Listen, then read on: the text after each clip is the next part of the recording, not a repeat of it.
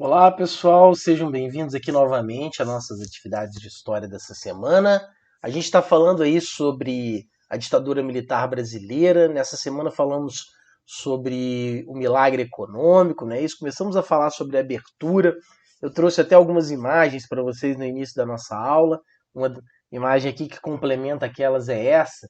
Carlos Alberto Torres, o capitão da seleção brasileira tricampeã de 70, um time que é considerado por muitos o maior time de futebol que já existiu, e ele ali divide, né, com as mãos a taça com o presidente Médici, Emílio Garrastazu Médici, considerados por muitos o maior e mais violento ditador brasileiro. Tá? A Copa do Mundo de 70 foi utilizada com fins políticos pelo regime. Né? O Brasil usou um pouco dessa ideia do ufanismo, né? do ninguém segura o Brasil, 90 milhões em ação para frente Brasil, salve a seleção. Então o futebol foi utilizado como uma forma também de propagandear o regime que estava em vigor no Brasil naquele momento. Mas ao mesmo tempo também a gente sabe que boa parte da população brasileira não relacionava uma coisa com a outra. Estou dizendo isso porque vira e mexe esse debate sobre futebol e política ele aparece, né? O futebol ele favorece o governo, o poder que está estabelecido, ele atrapalha, ele é politizado, ele é despolitizado, e a gente sabe que o futebol é utilizado muitas vezes com viés político, mas não necessariamente ele vai ser uma ferramenta que vai amenizar os problemas da sociedade, certo? Então isso é interessante de dizer. Mas, dito isso, eu queria pegar um pouquinho mais de uma temática que a gente começou a falar na nossa primeira aula, nessa aula dessa semana, né, nesse primeiro momento da aula, exatamente, que é a temática do milagre econômico, certo? Então eu trouxe aqui um texto para vocês, um trecho, que eu queria que a gente lesse junto sobre o milagre brasileiro. Lembrando então o que foi o milagre, aquele período de amplo crescimento que nós tivemos um PIB comparável ao PIB chinês nos dias de hoje, ali no final ali da década de 60 até meados da década de 70, tá? E esse trecho que eu trouxe para vocês aqui, esse documento, ele fala um pouco sobre os aspectos negativos. Quais foram as consequências dessa política? A gente viu que o Brasil cresceu economicamente, atingiu um PIB muito maior, começou a figurar entre as grandes economias globais, mas isso teve consequências por causa do caminho que foi escolhido. Então eu quero que a gente leia isso aqui para a gente entender. Vamos lá. Ó. Os aspectos negativos do milagre foram principalmente de natureza social. Do ponto de vista do consumo pessoal, a expansão da indústria, notadamente no caso dos automóveis, favoreceu as classes de renda alta e média. Mas os salários dos trabalhadores de baixa qualificação foram comprimidos. O que ele está querendo dizer com isso? Você tinha uma produção, por exemplo, da indústria automobilística muito forte. Então as pessoas ricas podiam comprar o carro. Mas o trabalhador da fábrica, ele estava com o salário comprimido, o salário estava arrochado.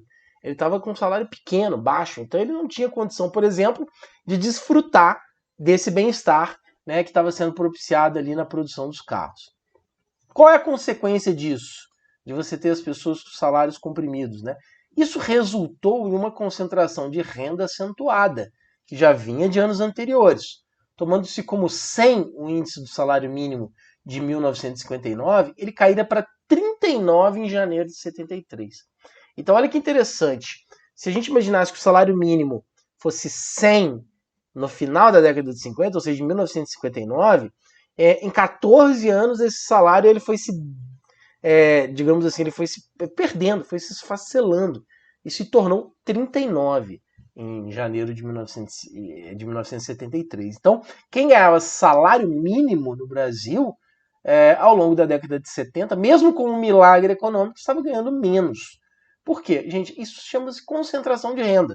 Você pode ter um modelo de desenvolvimento econômico, um modelo de crescimento econômico que não favorece a distribuição de renda. Esse era o grande problema do milagre econômico.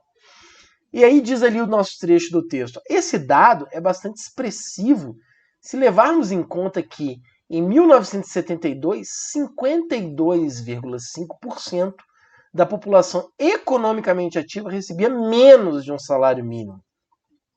E 22,8% entre 1 e 2. Então nós estamos falando aqui, gente, 73% da população.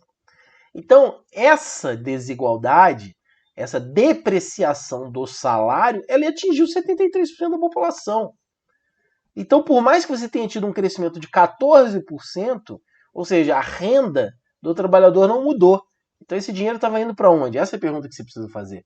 Se a economia está crescendo 14% ao ano, por exemplo, as fábricas estão vendendo, produzindo, o país está exportando produtos agrícolas, para onde está indo esse recurso? Está se concentrando na mão daqueles que são os proprietários, certo?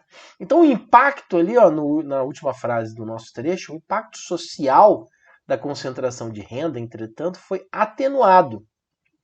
A expansão das oportunidades de emprego permitiu que o número de pessoas que trabalhavam por família urbana aumentasse bastante. Então, por que o país não entrou imediatamente num caos social, numa desigualdade social extrema? Porque como você teve um grande aumento da oferta de emprego, você teve um aumento muito grande de pessoas empregadas nas mesmas famílias. Então, a renda das famílias ainda se manteve num patamar razoável.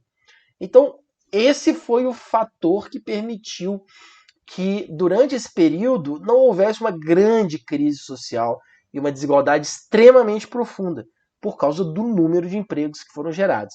Mas qual que é o risco desse tipo de política em que há baixa distribuição de renda? É que justamente no momento em que houver qualquer crise que gere um pouco de desemprego, essas famílias, então, que tinham muitas pessoas empregadas com um pouco salário, passem a ficar em uma situação de dificuldade, porque passaram a ter menos pessoas empregadas na família.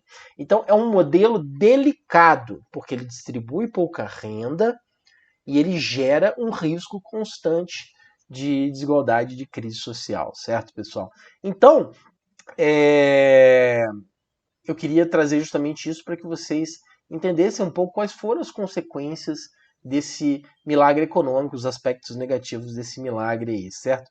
Então, ele gerou sim um crescimento econômico, inseriu o Brasil entre as grandes economias mundiais, então ele foi relevante, não foi uma coisa simples, uma coisa banal, mas era um modelo que não distribuía renda, que não estava previsto. Era aquele discurso que eu falei do então ministro da Economia, que dizia assim que vamos fazer o bolo crescer para depois dividir o bolo. Muitos economistas contestam essa ideia, dizem que é necessário crescer e distribuir ao mesmo tempo, porque isso torna o sistema mais justo e menos riscos de colapso social, de inflação e de desequilíbrio, certo? Então são debates econômicos aí que são importantes. Então, ao longo da ditadura militar brasileira, tivemos aí esse grande crescimento econômico, mas que não se converteu em bem-estar social para a maioria da população, já que a maioria recebia salário mínimo e estava aí com o salário mínimo comprimido e até com desvalorização ao longo da década de 70. Beleza, pessoal? Então é isso aí que eu queria que vocês entendessem comigo aqui hoje, um pouquinho desse texto aí sobre o milagre econômico brasileiro, que foi tão fundamental aí para a gente entender o que vai vir depois. Daqui a pouco a gente vai estar nas próximas semanas estudando o processo de redemocratização e vocês vão ver que a crise econômica que vai estourar ali nos anos 80 vai ser decisiva para mudar um monte de coisa no Brasil. Beleza? Então, obrigado pela atenção de vocês e a gente se vê aí nas próximas aulas ao longo das próximas semanas.